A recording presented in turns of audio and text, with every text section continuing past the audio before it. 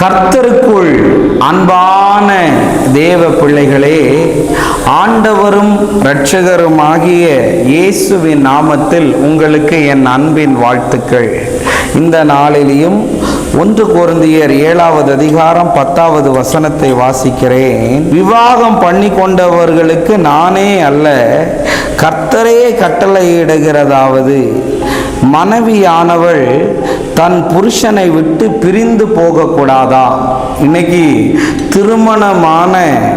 திருமண தம்பதிகளுக்கு நான் சொல்லுகிறேன், மனைவிகளே உங்கள் புருஷரை விட்டு எந்த சூழ்நிலையிலையும் பிரிந்து விடாதீர்கள்.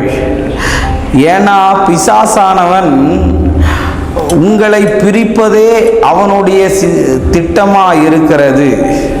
ஆனால் தேவனுடைய திட்டம் உங்களை சேர்த்து வைப்பதும் நீங்கள் சேர்ந்து வாழ்வதுமா இருக்கிறது.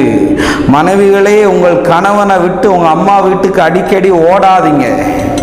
உன் கூட வாழ்ந்தது எனக்கு பிடிக்கலன்னு சொல்லி அவரை விட்டு பிரிய நினைக்காதீங்க. சேரக்கூடிய வழியை பாருங்க. இன்னைக்கு நிறைய திருமணமான இளம் தம்பதிகளானாலும் சரி, இல்லாட்டி வாழ்ந்து 2 குழந்தைய பெற்றெடுத்த தாயும் தகப்பனுமா இருந்தாலும் சரி, இவன் கூட வாழவே முடியாது, இவன் கூட அட்ஜஸ்ட் பண்ணி இருக்கவே முடியாது. ஓ, இவன் மிருகம் மாதிரி இருக்கிறான்னு சொல்ற. உண்மையிலே அவன் அப்படி இருக்கலாம். ஆனால் கர்த்தரிடத்துல நீ ஜெபம் பண்ணு. ஒருபோதும் பிரிந்து போகாத, ஒருபோதும் பிரிந்து போகாத. கர்த்தர் நீ பிரியக்கூடிய காரணங்கள் எவைகள் இருந்தாலும் அவைகளை மாற்றி சேரக்கூடிய காரியங்களாய் உங்களை உருவாக்குவார்.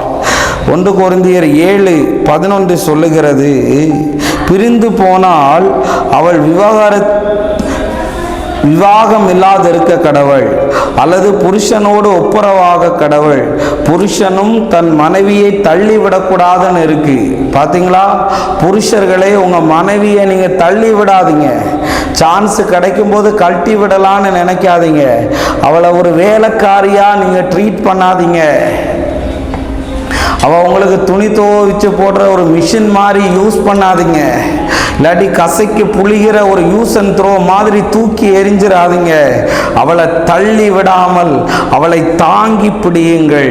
மனைவிகளே, உங்கள் புருஷனை விட்டு பிரிந்து போகாதீங்க.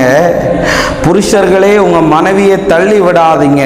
திருமண தம்பதிகளுக்கு தேவன் கொடுக்கிற ஆலோசனை இதுதான். இதன்படி இருந்தால் உங்கள் வாழ்க்கை கட்டப்படும். நாம் ஜெபிப்போம். அன்பான நல்ல ஆண்டவரே, இந்த நேரத்துக்காக உமக்கு நன்றி சொல்லுகிறேன்.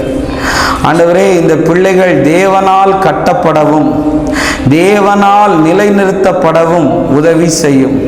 பிரியனும் தள்ளிவிடணும்னு நினைக்கிறவர்களோடு இந்த வீடியோ மூலம் கர்த்தர் பேசுவீராக. இயேசுவின் நாமத்தில் வேண்டுகிறேன் நல்ல பிதாவே. ஆமேன், ஆமேன், ஆமேன். God bless you. கர்த்தர் உங்களை ஆசீர்வதிப்பார்.